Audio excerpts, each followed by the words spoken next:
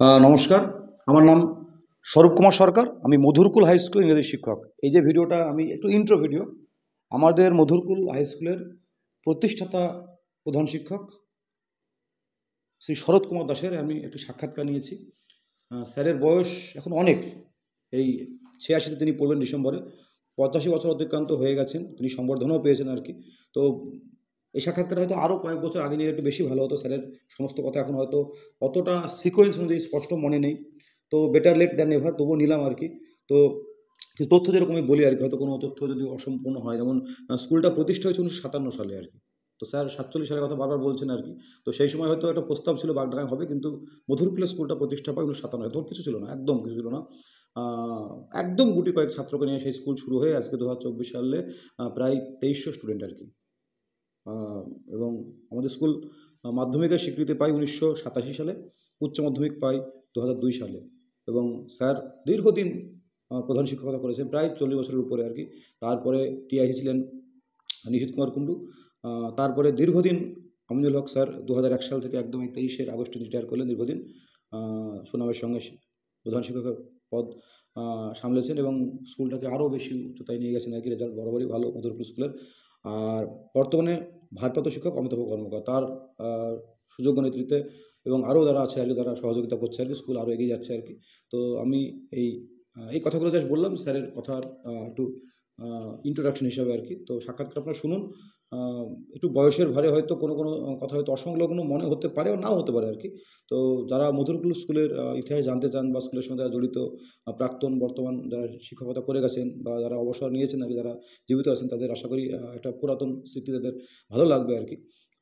তো এরকম সাক্ষাৎকার আমি আরও মধুরকুল স্কুলের সঙ্গে সম্পর্কযুক্ত যারা যারা চলে গেছেন, যারা স্কুলের একটা ইতিহাস হিসেবে থাকবে আর কি, ডকুমেন্টারি থাকবে আর কি, এই জন্যই সাক্ষাৎকার নিলাম আর কি। তো শুনুন, ভালো লাগবে। নমস্কার। নমস্কার, আমি স্বরূপ কুমার সরকার, মধুরকুল হাই স্কুলের ইংরেজি শিক্ষক। তো আমার সঙ্গে বর্তমানে আছেন স্যারের বাড়িতে বহরমপুর, মানে কাশিমবাজার বলছে এলাকাটা, মনীন্দ্রনগরে মধুরকুল হাই স্কুলের প্রথম এবং প্রতিষ্ঠাতা হেডমাস্টার মশাই শ্রদ্ধেয় শরৎ কুমার দাস। ও এটা এই জায়গাটা হলো মনীন্দ্রনগর গ্রাম পঞ্চায়েত 2 নম্বর বানজেটিয়া। হ্যাঁ, ঠিক আছে, মনীন্দ্রনগর গ্রাম পঞ্চায়েত 2 নম্বর বানজেটিয়া, সেইখানে আমরা আছি। স্যারের বাড়িতে আছি আর কি, বহরমপুরের মানে কাশিমবাজার বাড়িতে আছি।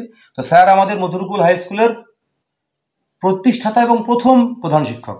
তো স্যারের কাছে আমরা আর একটা স্যারের সব থেকে বড় ব্যাপার, এই যে আমার হাতে একটা মানে মাইলস্টোন আছে আর কি, উনি এখানে থাকেন আর কি, এটা যেটা দিয়েছেন আর কি মুর্শিদাবাদের যে নাগরিক পরিবার আর কি, প্রবীণ নাগরিক সমিতির সদস্যবৃন্দ, স্যারের 85 বছর বয়স কিন্তু স্যারের হয়ে গেছে, 85 বছর। এখানে আর একটা আছে নাগরিক কণ্ঠ পরিবার এবং মুর্শিদাবাদ প্রবীণ নাগরিক সমিতির সদস্যবৃন্দ।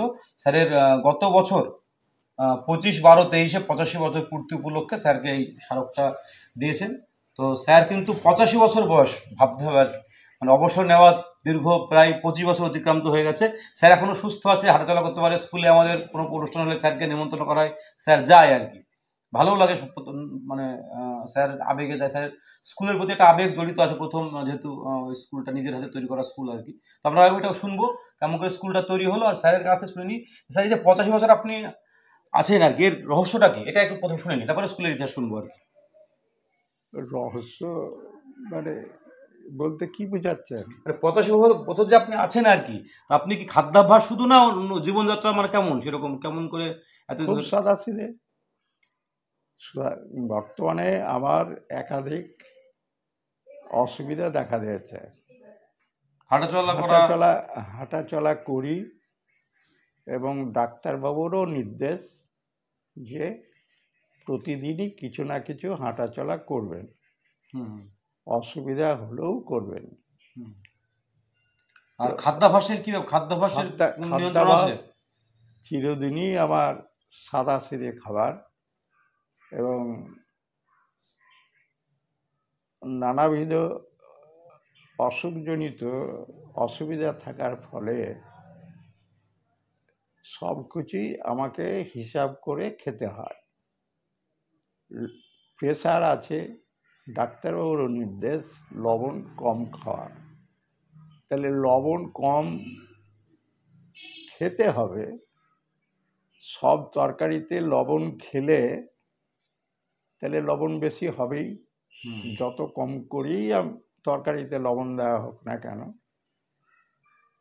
তাহলে ব্যালেন্সটা থাকবে। আর চিনি জাতীয় কোনো খাবারের নিষেধ আছে? লবণের ব্যাপারটাই হোক, লবণটা যাতে প্রয়োজনাতিরিক্ত শরীরে না যায়, সেই জন্যে প্রতিদিনই খাবারের সঙ্গে, মূল খাবারের সঙ্গে কিছু সিদ্ধ থাকে, যাতে তেল লবণ থাকে না, সেটাকে ভাতের সঙ্গে মেখে বা আলাদা করে খায়। মানে তেলটা বর্জন করতে, ডাক্তার এখন বলে তেল খেতে মানা করছে হার্টের অসুখ, সেই জন্যে তেলটা যাতে কম যায় সেই দিকে লক্ষ্য রাখতে হবে।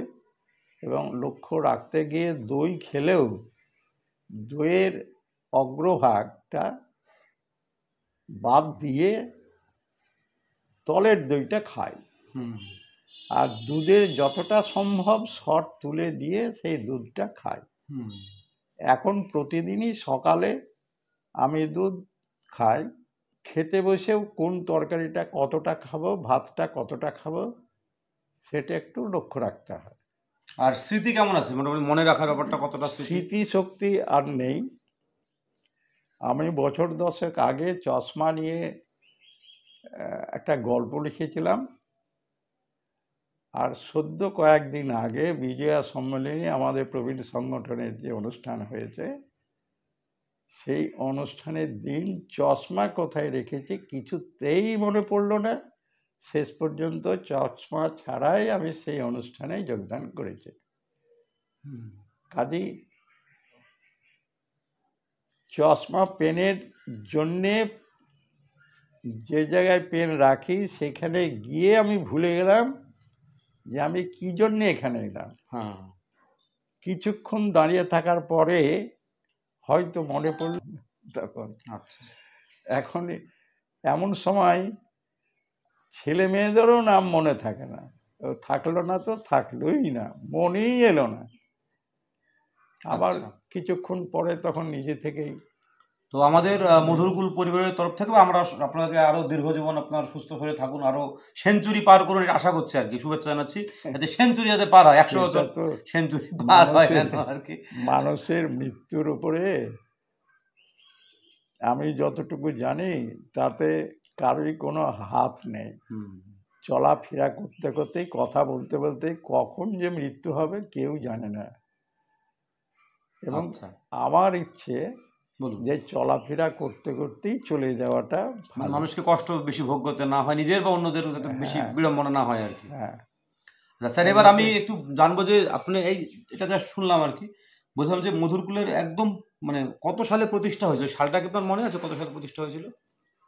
মধুরকুলে কবে থেকে যে ওরা, এই প্রশ্নের উত্তর দিতে গেলে দুটো কথা বলতে হয়। 1947 সালে বাগডাঙ্গা হাট, যেটা ডোমকুল ব্লকের দক্ষিণ সীমান্ত। 57 সালে হয়েছে, 1957। আমি ওখানে গিয়ে যেটা শুনলাম সেটা হচ্ছে যে 1947 সালে বাগডাঙ্গায় হাই স্কুল তৈরি করার উদ্যোগ নেওয়া হয়েছিল।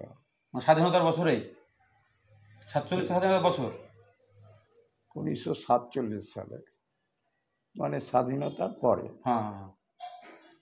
বাগডাঙ্গা কেন? যেহেতু বাগডাঙ্গা ওই এলাকার কেন্দ্রীয় স্থল এবং ওখানে কাচারি বাড়ি আছে এবং হাট আছে।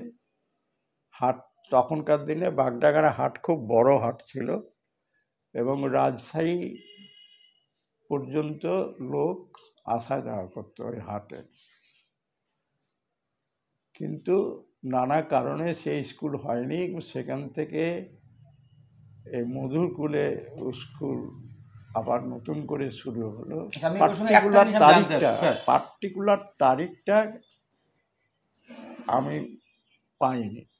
আমি অন্য প্রসঙ্গে আমি বলিনি, আমি বলছি যে আপনার জন্ম কত সালে? আমার জন্ম হচ্ছে 1939। আচ্ছা, এবার আমি যেটা জানতে চাচ্ছি আর কি, যে এটা আমারও একটা অনুভূতি আর কি। ডিসেম্বর মানে 47 সালে যখন আমার এটা মানে যারা ধরেন দেখেছে স্বাধীনতার আর কি, মানে ওই স্বাধীনতার দিন মানে 15ই আগস্ট, তো তখন আপনার বয়স কত? হ্যাঁ, যখন যে বছর স্বাধীনতা হলো, যেদিন আর কি। হ্যাঁ, তো ওই তো 1939 25 ডে অফ ডিসেম্বর জন্ম, মানে 8 বছর 7-8 বছর আর কি। আর হ্যাঁ ওই রকমই হবে 8 বছর। তো আমি বলছি যে ওই সময় যেদিন স্বাধীন মানে ধরেন স্বাধীনতা হলো আগের দিন বা দুদিন আগে, আর তারপরে স্বাধীনতা যখন হয়ে গেল, ওই যে ওই সময়ের একটু মহলটা জানতে চাচ্ছি, কেমন লোকের ফিলিংস, লোকজন কি ফিল করলো, ওইটা কি, ওইটা একটু জাস্ট আমার খুব কৌতূহল আর কি নিজের। তখন আমাদের এটা পাকিস্তানে হয়েছে, প্রকাশ পেল যে না এটা পাকিস্তানের মধ্যে পড়েনি, ভারতের মধ্যেই থাকছে। তখন খুব স্বাভাবিকভাবেই হই হুল্লোড়, লোকের মুখেও ঠিক অনুরূপ পরিবেশ তৈরি হয়েছিল। এবং পরে যখন জানা গেল যে না এটা ভারতের মধ্যেই থাকলো, তখন পরিবেশটা আস্তে মানে আস্তে আশঙ্কা ছিল তখন যে কোনটা গঠনটা আপনি বলুন, আপনি স্কুলটা কেমন করে তৈরি হলো বা সেই প্রেক্ষাপটটা যদি বলেন আর কি, স্কুল মধুরকুল স্কুলের একদম প্রেক্ষাপট। স্কুলে ওই তো 1947 সাল থেকে তৈরি করতে পারছি না। আমরা তখন আমি এই প্রসঙ্গে একটু তাহলে বলতেই হয় যে আমার দাদা ব্যবসায় উপলক্ষে ডোমকুলে গিয়েছিলেন এবং পাউরুটির কারখানা দাদা করেছিলেন ওখানে। সেই সূত্রে আমিও মাঝে সাঝে সেখানে যেতাম এবং আমি সবে বিয়ে পরীক্ষা দিয়েছি।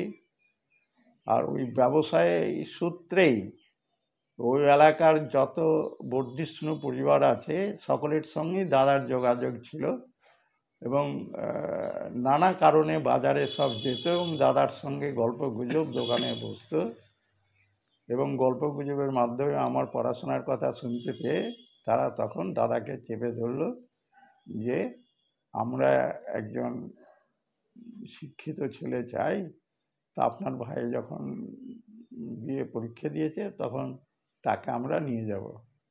তো দাদার কথা এবং আমারও কথা ছিল MA পরীক্ষা দিব, তারপরে যা হয় হবে, কিন্তু তারা সেই পরীক্ষাটা দিতে দেননি, বলে সব স্কুল করতে করতেই হবে, চ্যাংদোলা করে তখনকার দিনে আমাকে এখানে গরুর গাড়ি করে নিয়ে গরু গাড়ি করে নিয়ে এসেছিল। হ্যাঁ, গরুর গাড়ি করেই নিয়েছিল।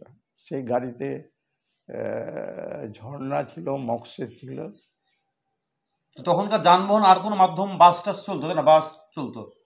বাস অনিশ্চিত ছিল, দিনে একবার সন্ধ্যার দিকে যেত আর সকালের দিকে আসতো, প্রতিদিন যাওয়া আসাটা অনিশ্চিত ছিল। আর রাস্তাঘাট কেমন ছিল? রাস্তাঘাট প্রচণ্ড খারাপ, আর রাস্তার দুই ধারে জঙ্গল, বর্ষার সময় এঁঠেল মাটি আর গ্রীষ্মের সময় বালি মাটি।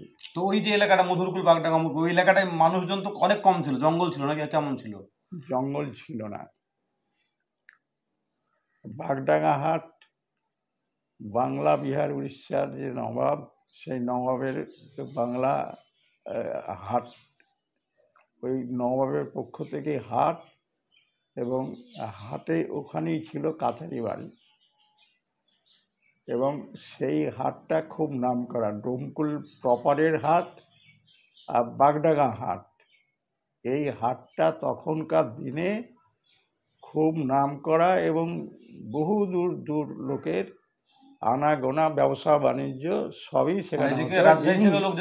বাংলাদেশের রাজশাহী আর এদিক থেকে বহরমপুরের লোকও ওই সব হাটে যাওয়া আসা করতো। তখনকার দিনে হেঁটেই মানুষ চলাচল করত এবং বাগডাঙ্গা ওই এলাকার মানুষ হেঁটে যে বহরমপুর এসেছে সেই সব মানুষের সঙ্গেও আমার দেখা হয়েছে। মানে হেঁটে বহরমপুর চলে গেছে? হ্যাঁ, হেঁটে বহরমপুর এসছে, মাল নিয়ে আবার হেঁটে গিয়েছে, আবার পুজো পার্বণে গঙ্গায় স্নান করে গিয়ে তারা সংসারের কাজ করেছে হেঁটে।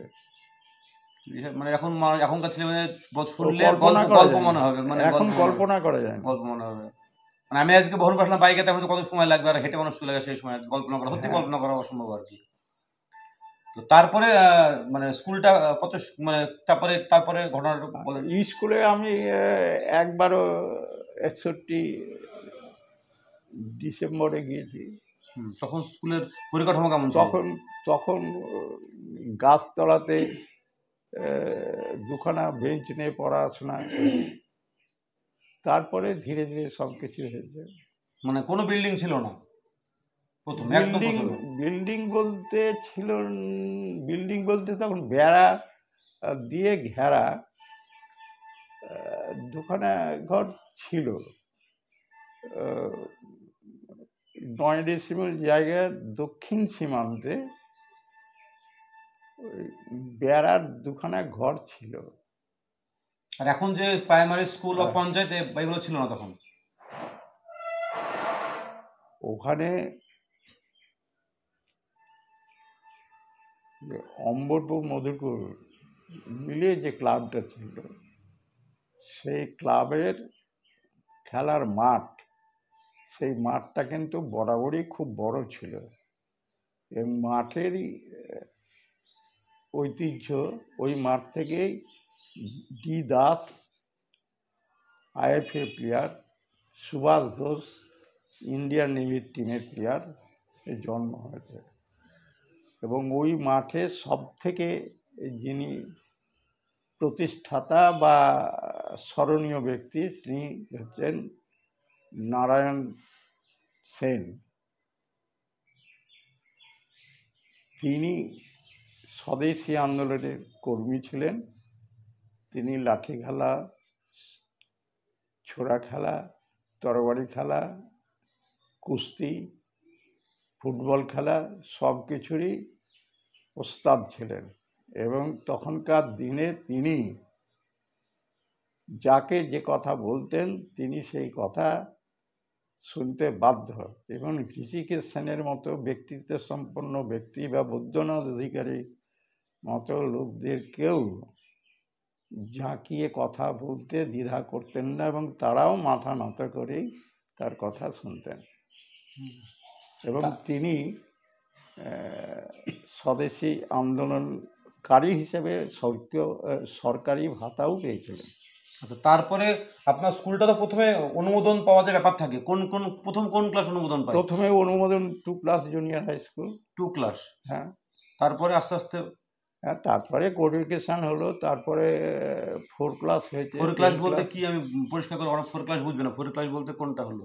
মানে 5 6 7 8? 2 ক্লাস বলতে 5 6। হ্যাঁ।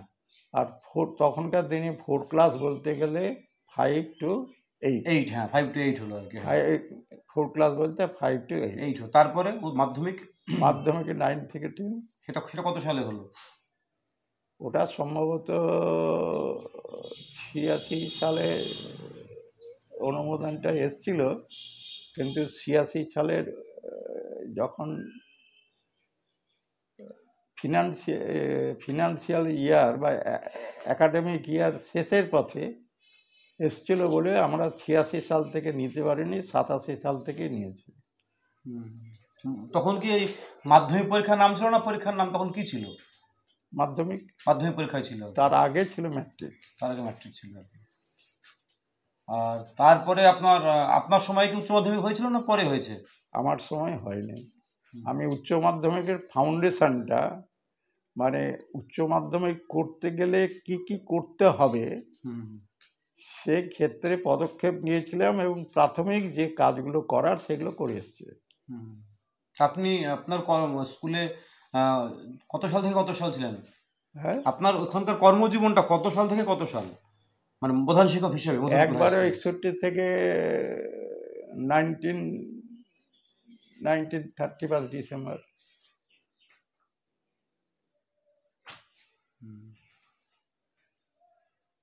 1999 31 ডিসেম্বর পর্যন্ত ওখানে ছিলেন আর কি, দীর্ঘদিন মোটামুটি। 61 থেকে 1999 31 ডিসেম্বর। আচ্ছা, তারপরে তো আমি যত শুনেছি কিছুদিন টিআইসি ছিলেন হাবুল বাবু, তারপরে আমিনুল হক স্যার।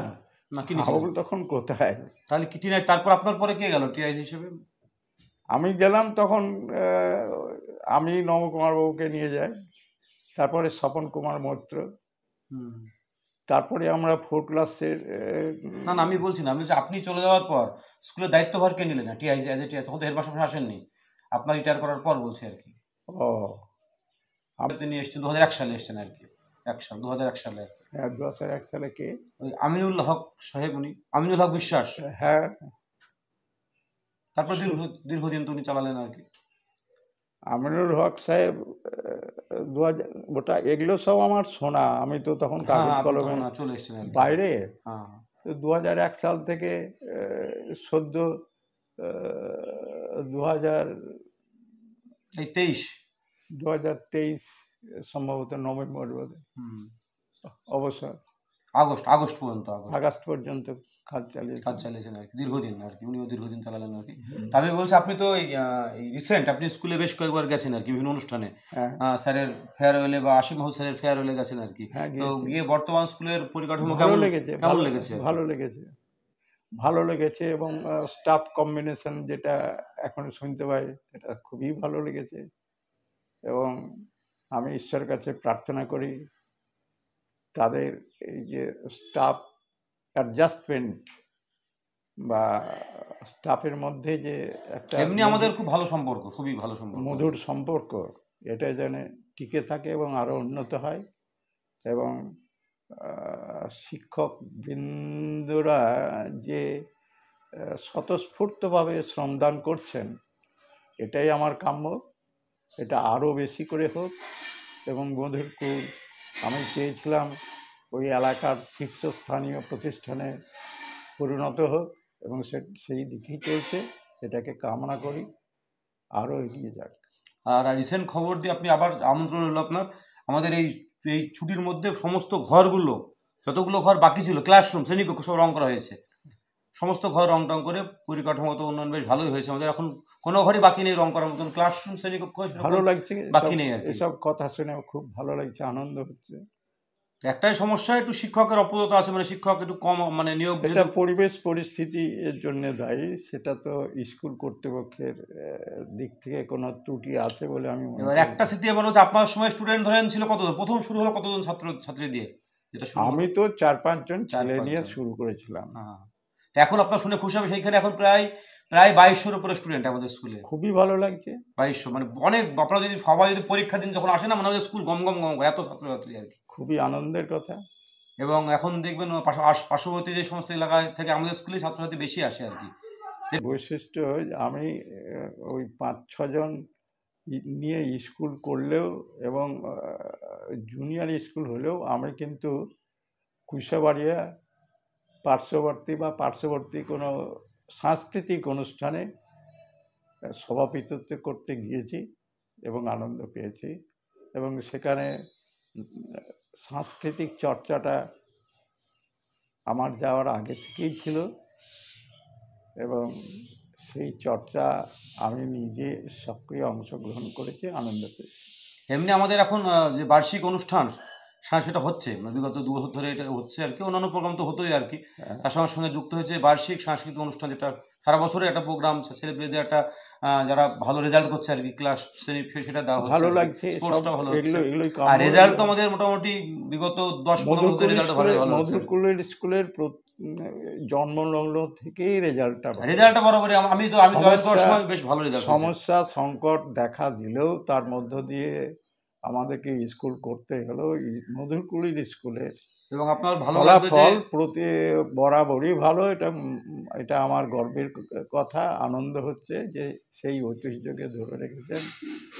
এবং বহু কৃতি ছেলে বিভিন্ন জায়গায় চাকরি করছে, কিন্তু বহু কৃতি ছেলে মধুরকুলের আর কি, অবশ্যই বিজ্ঞানী, কেউ ডাক্তার, কেউ মাস্টারমশাই।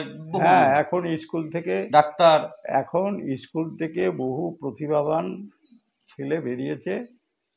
এখন একটা রিইউনিয়ন হলে খুব ভালো হয়। রিইউনিয়ন, এটা প্রস্তাবটা ভালো লাগলো, যদি এরকম হয়। রিইউনিয়ন হওয়াটা খুব দরকারি, তবে সমস্যাও আছে, বর্তমান পরিস্থিতিটা সেই অনুকূলে হয়তো নেই। না সেরকম যদি হয়, সেরকম দেখা যাবে, আলোচনা করে দেখা যাবে রিইউনিয়ন করতে পারলে খুবই। আর বলছিলাম, আপনি তো দীর্ঘদিনের অভিজ্ঞতা আছে, তো আমাদের স্কুলটা আরো কি করে এগিয়ে যাবে যদি পরামর্শ দেন? অবশ্যই সেখানে সেই জন্যই রিইউনিয়নটা দরকার। ওই স্কুল থেকে এমন বহু ছেলে বেরিয়েছে যারা 10,000 20,000 টাকা স্বেচ্ছায় অনুদান করতে পারবে বা করার ইচ্ছাও হয়তো অনেকের আছে। কাজে রিউনিয়নটা খুবই দরকার, এবং ওটা যেহেতু ডোমকল ব্লকের ডোমকল সদর থেকে জিতপুরের মধ্যস্থল, সুতরাং ওখানে একটা কলেজ অবশ্যই দরকার, মহাবিদ্যালয়ের অবশ্যই দরকার, এবং ওটার জন্যে আর দেরি করা চলে না। আমি এবং স্বামী তারই স্কুলে ক্ষেত্র, তারই প্লট তৈরি বা ক্ষেত্র তৈরি করতে গেলে ইউনিয়নটা খুব দরকার। না, এমনি রিসেন্ট একটা আমি একজন এসেছিলেন প্রবীণ মানুষ, তিনি বলছেন যে মধুরকুলে যেটা কলেজ হতে ওর স্বপ্ন যে কলেজ দেখে যাবে আর কি। তো সেটা প্রশাসন বা এলাকাবাসীর দেখবে কিরকম কলেজ আদৌ সম্ভব হয় কিনা বা এখন যে পরিকাঠামোগত হয় কিনা আর কি। তো আমি 7 সালে জয়েনিং, বুঝলেন স্যার, আমি 7 সালে জয়েন করেছি আর কি। তো আমি 2টো হেডমাস্টার সাহেব পেলাম আর কি, মানে আমি আমিনুল হক স্যারকে পেয়েছি সেই সময়ে, যে যথেষ্ট রেজাল্ট ভালো হয়েছে ওনার সময় যেগুলো ছিল আর কি, যে ডিসিপ্লিন, ক্লাস সমস্ত কিছু। বর্তমান যিনি টিআইসি আছেন অমিতাভ কর্মকার এবং জিয়ারুল, দুজনে মিলেই বা আরও সকলে মিলে সহযোগিতা করা হয় আর কি। আমরা যারা সিনিয়র আছি তারাও সহযোগিতা, সকলের সহযোগিতায় স্কুলটা কিন্তু স্যারের যে ধারায় চলছে। আপনারা একদম মানে হয় না একটা স্কুলে একটা ফ্লো চলে, একটা মানে একটা রেজাল্ট যে বলছেন প্রথম থেকে বরাবর রেজাল্ট ভালো, সেই ধারা কিন্তু আচ্ছা, এখনো চলছে। এই প্রসঙ্গে দুটো কথা বলুন। প্রতিষ্ঠানের একটা নিজস্ব অস্তিত্ব বলতে যে জিনিসটা বোঝায়, সেটা যখন শুরু হয় তখন সেই জিনিসটা থাকে না। এখন নানা ঘাত প্রতিঘাতের ভিতর দিয়ে স্কুলটা এমন জায়গায় পৌঁছেছে যে তার নিজস্ব গতি আছে, বৈশিষ্ট্য গতি আছে, একটা অস্তিত্ব গড়ে উঠেছে। এখন শিক্ষক বন্ধুরা যদি যৌথভাবে কোনো কাজ করেন, তাহলে এলাকার কোনো শক্তিই খুব একটা ক্ষতি করতে পারবে বলে মনে হয় না। না, এমনি এলাকার লোকেরাও চায় যে স্কুলটা আরো ভালো হোক আর কি, কারণ তো ওরাও চাচ্ছে, হেল্প করে। সেই দিক থেকেও মানে আমাদের যে মিটিং হয় সেটা ভালো, সেই দিক থেকেও বলতে হয় যে আমি যখন যাই তখন ছেলেকে পড়ানোর কথাটা অধিকাংশ অভিভাবকের মধ্যেই ছিল না। তাঁতির ছেলে তাঁত বুনবে, চাষির ছেলে চাষ করবে, কুমোরের ছেলে কুমো হাঁড়িগড়ি তৈরি করবে, কামারের ছেলে হেঁসোকাতি তৈরি করবে, এবং তাতেই খেতে পাওয়া যাবে। স্কুল গেলে ছেলে আয় করতে পারবে না, খাবে কি? বা যেহেতু স্কুল গেলে পয়সা পাওয়া যাবে না, সুতরাং স্কুল যেতে হবে না, স্কুল পাঠানো চলবে না।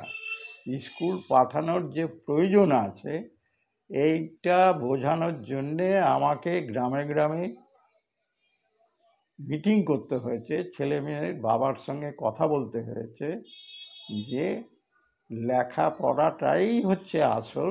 খাবার থেকে হাঁড়ি গড়ার থেকে হেঁসোকাতি তৈরি করার থেকে চাষ করার থেকে সব থেকে গুরুত্বপূর্ণ বিষয় হলো লেখাপড়া শেখা। এই প্রবণতাটা এখনো এলাকায় ওই যে সেইটা এখন কিন্তু আমরা নিজেরা বলি যে আলোচনায় যে এলাকার মাটিটা ভালো, মাটি মানে পড়াশোনার মাটিটা ভালো আর কি, মানে পড়ার একটা পরিবেশ আছে আর কি, এটাই বলা হয় আর কি। হ্যাঁ, একটা পড়ার একটা আলাদা পরিবেশ আছে আর কি।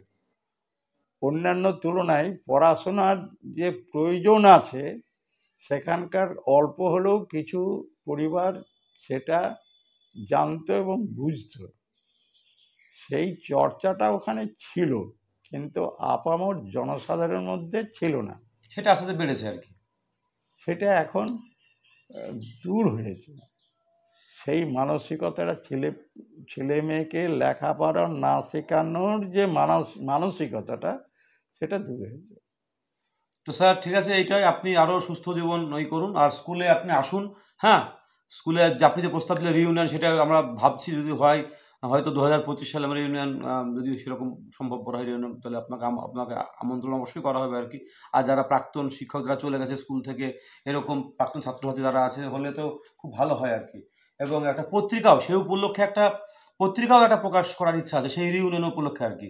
এবং সেখানে আপনার যে লেখা আছে স্কুলের যে ইতিহাস, সেখানে আমরা যদি সম্ভব হয় আপনার সেই লেখাটা আমরা ব্যবস্থা করা যাবে আর কি। যেটা লেখা ছিল একটা মানুষ জানবে যে না স্কুলে একটা দীর্ঘ ইতিহাস, কেমন করে স্কুলটা তৈরি হলো, জানা দরকার আছে মানুষের আর কি।